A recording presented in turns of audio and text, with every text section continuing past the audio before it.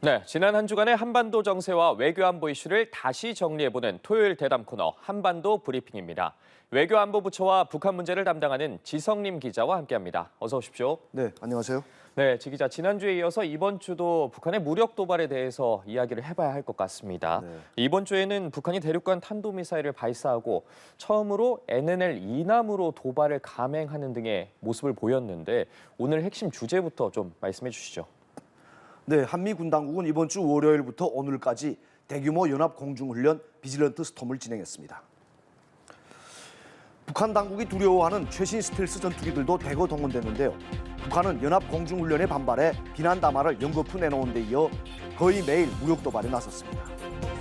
북한은 지난 수요일 하루 동안에만 무려 25발의 각종 미사일을 발사했는데 그중 한 발은 동해 북방 한계선, 즉 NLL 이남으로 쐈습니다.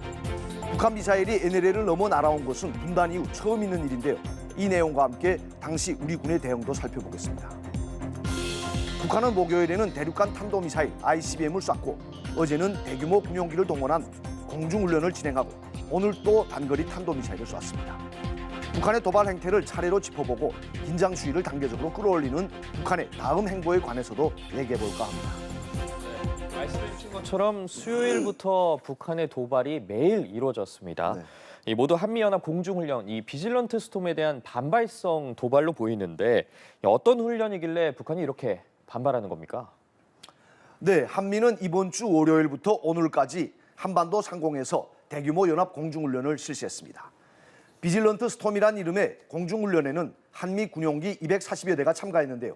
우리 공군에서는 F-35A, F-15K, KF-16 전투기와 공중구비기 등 140여 대가, 또 미 7공군 사령부에서는 F-35B 전투기와 전자전기, 고공정찰기 등 100여 대가 동원됐습니다. 일본 이와쿠니 미군 기지에 주둔하는 F-35B 스텔스 전투기는 최초로 우리나라 기지에 착륙해 훈련에 참가했습니다. 훈련 기간 한미 공중전력은 총 1,600회 출격했는데요. 미 태평양 공군에 따르면 이번 훈련의 비행 횟수는 역대 최대 규모라고 합니다. 한미군 당국이 이 같은 대규모 연합 공중훈련을 진행한 것은 2017년 12월 이후 5년 만입니다.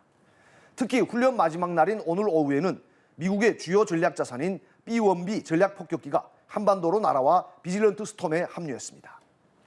앞서 미군은 북한의 계획적인 무력 도발에 대응하기 위해 지난달 중순 본토에 있던 B-1B 4대를 한반도에서 2시간 거리인 괌 앤더슨 공군기지에 전진 배치했었는데요.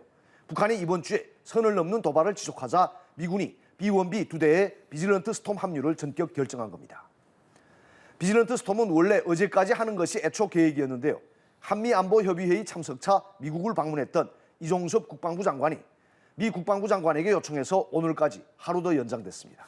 네, 스텔스 전투기 F-35A와 F-35B 그리고 소도시 한 개를 초토화시킬 수 있는 폭탄을 싣고 다니는 이 전략 폭격기죠. 네. B-1B까지 이 한반도 상공에서 훈련을 하고 있는데 이 북한은 무력 도발을 멈추지 않고 있습니다. 네. 우선 수요일 상황을 좀 짚어보죠.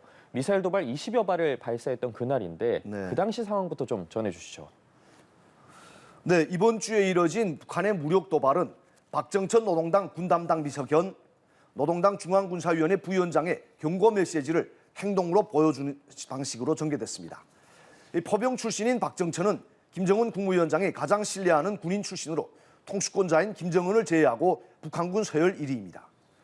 박정천은 수요일 새벽에 발표한 비질런트 스톰 비난 담화에서 한미가 북한에 대한 무력 사용을 시도할 경우 자신들은 특수한 수단을 사용할 것이며 한미는 가장 끔찍한 대가를 치르게 될 것이라고 위협했습니다. 이 박정철이 언급한 특수한 수단은 북한이 최근 전방 포병 부대에 실전 배치했다고 주장하는 전술핵 탑재 미사일들을 의미하는 것으로 보입니다. 박정철은 이날 담화에서 더 이상의 군사적 객기와 도발을 용납할 수 없다고 밝혔는데요. 이 같은 경고가 나온 지 7시간도 채 되지 않아 북한의 미사일 도발이 시작됐습니다. 북한은 수요일 오전 6시 51분쯤 평안북도 정주 둥지에서 서해상에 단거리 탄도미사일 4발을 쏜 것을 시작으로 4차례에 걸쳐 이 단거리 탄도미사일과 지대공 미사일 등을 무려 25발이나 발사했습니다. 하루 동안 이렇게 많은 미사일을 무더기로 쏜 것은 북한 미사일 개발 역사상 처음입니다. 미사일 발사 장소도 평안북도, 강원도, 함경남도, 황해남도 등으로 다양했습니다. 특히 오전 8시 51분쯤 강원도 원산 일대에서 동해상으로 발사한 탄도미사일 3발 중 한 발은 울릉도 방향으로 날아오다가 동해 북방 한계선 NLL 이남 해상에 떨어졌습니다.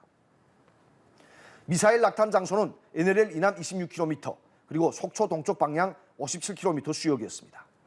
우리 영해에서 가장 가까운 곳으로 군 당국과 정부는 북한 미사일이 NLL 이남으로 날아온 것은 분단 이후 처음이라고 강조했습니다.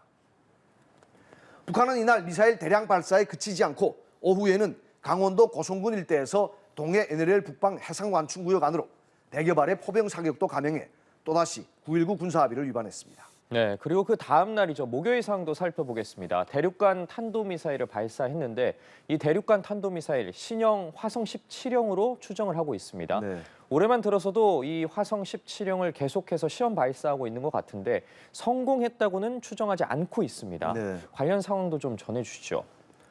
네, 북한은 목요일 오전에 ICBM 한 발과 단거리 탄도미사일 2발을 쐈는데요. 화성 17형으로 추정되는 ICBM은 평양 순안 일대에서 발사됐습니다. 이 ICBM은 1단 추진체와 2단 추진체의 분리는 성공했지만 이후 탄두부가 비행하던 중 추락해 추력이 약해 제대로 속도를 내지 못하고 예상 궤적보다 일찍 동해상에 추락했습니다. 한마디로 실패한 거죠.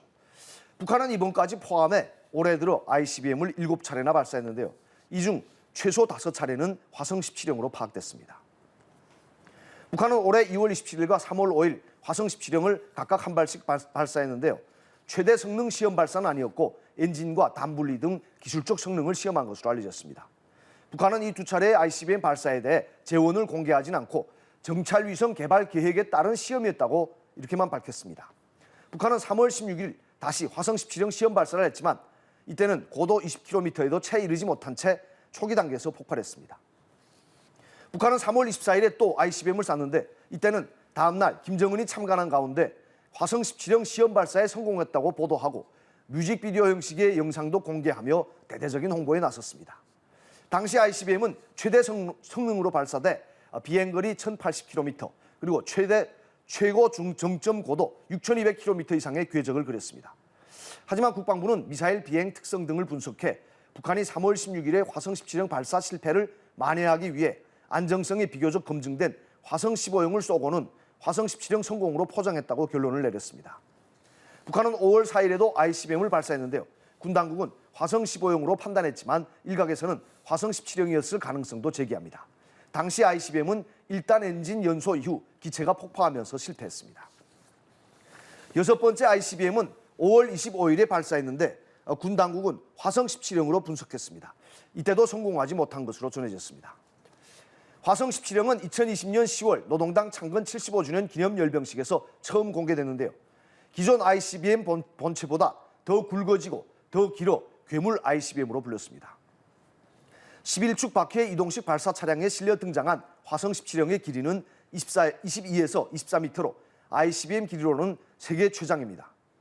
탄두부는 핵탄두 두세 개가 들어가는 다탄두 탑재형 모양이지만 다탄두 ICBM에 꼭 필요한 후추진체 기술 확보 여부는 아직 파악되지 않았습니다. 화성 17형은 3단 추진체 미사일로 1단과 2단에는 액체 연료를 사용하는 백두산 엔진 묶음이 그리고 3단에는 고체 연료 엔진이 장착된 것으로 알려졌습니다. 이 정상 각도로 발사할 경우 최대 사거리는 15,000km 이상이지만 ICBM 핵심 기술인 탄두의 대기권 재진입 기술은 아직 확보하지 못했다는 평가가 나옵니다. 북한이 이번에 ICBM을 쏜 것은 중간 선거를 코앞에 둔 미국 바이든 행정부를 자극하려는 그러한 의도도 있겠지만 북한 내부적으로는 화성 17형 전력화를 위해 기술적 성능을 테스트하기 위한 목적도 분명히 있을 것이라고 봅니다. 3월 말에 화성 17형 시험 발사에 성공했다고 요란하게 선전을 하긴 했지만 실제로는 화성 15형을 쏜 것이기 때문에 북한 당국 입장에서는 화성 17형의 성공적인 결과를 보고 싶을 겁니다. 이번에도 화성 17형 발사가 실패로 끝난 만큼 앞으로도 화성 17형 추가 발사가 있을 것으로 전망됩니다. 물론 이번 실패를 만회하고자 잠수함 발사 탄도미사일과 같은 다른 전략무기 카드를 꺼내거나 곧바로 핵실험 수순으로 갈 수도 있습니다. 네, 이번 ICBM 발사에 한미 당국이 강력한 대응을 예고했습니다. 그리고 많은 전문가들도 북한의 도발 수위가 한층 높아졌다고 지금 판단하고 있는데 물론 모든 도발들이 다 위협적이겠지만 지 기자 생각에는 북한 미사일이 NNL을 넘어서 날아온 것과 이 대륙간 탄도미사일을 발사한 것 중에 어떤 것이 좀 더 위협적인 도발이라고 생각하십니까? 네, 결론부터 말씀드린다면 대한민국 국민의 입장에서는 북한 미사일이 NLL을 넘어 우리 영해 근처에 떨어진 것이 ICBM을 발사한 것보다 더 충격적인 도발입니다. 말 그대로 분단 이후 처음 있는 일입니다. 이 드골 프랑스 대통령은 프랑스의 자체 핵무장을 결정할 당시 미국의 해구산으로 소련의 핵공격을 막아주겠다는 케네디 미국 대통령에게 파리를 지키기 위해 뉴욕을 포기할 수 있는가고 물어봤습니다. 이처럼 모든 나라는 안보 문제에서 자국의 안전이 최우선입니다. 미국의 입장에서는 북한이 단거리에서 중거리 그리고 장거리 즉 ICBM까지 발사하게 되면 단계별로 위협 수위를 높인다고 받아들이고 더 긴장하게 되겠죠. ICBM을 실제로 발사하면 미국 본토에 핵탄두가 떨어질 수 있기 때문입니다. 하지만 우리 국민의 입장에서는 단거리 탄도미사일부터가 직접적이고 실제적인 위협입니다. 더욱이 북한은 남쪽을 겨냥하고 있는 전방 포병부대에 전술핵 탄두 탑재가 가능한 단거리 탄도미사일들을 실전 배치했다고 과시하고 있는데요. 이 전술핵이 서울로 날아온다고 생각해보면 정말 끔찍한 일입니다. 그런데 북한 미사일이 이번에 NLL을 넘어 우리 영해 가까이에 날아온 겁니다. 이 미사일이 떨어진 수역에 우리 어선이라도 있었다면 큰일 날 뻔한 거죠.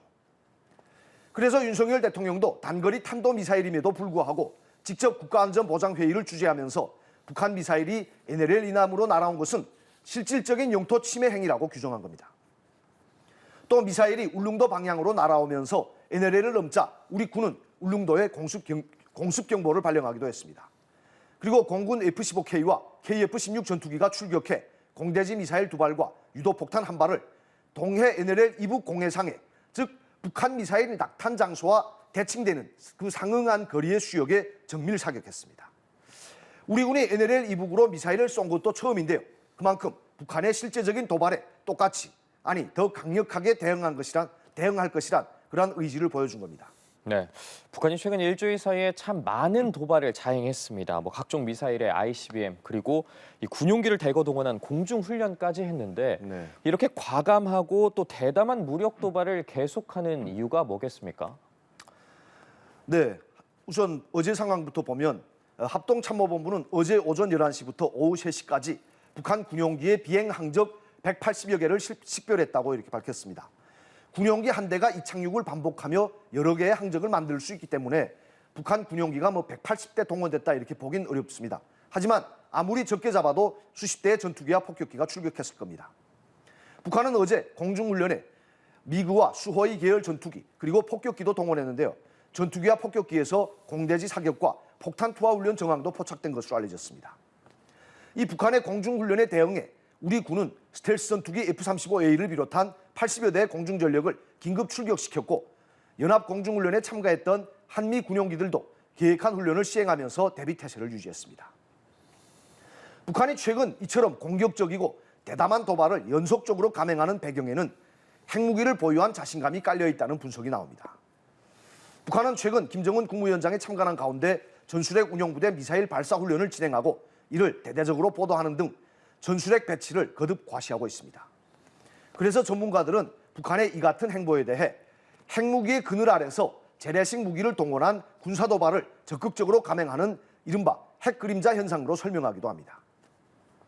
북한은 지난 9월 9일에 공개한 핵무력 정책법령에서 유사시 전쟁의 확대와 장기화를 막고 전쟁의 주도권을 장악하기 위한 작전상 필요가 있을 경우 핵무기를 사용할 수 있다고 명시했습니다.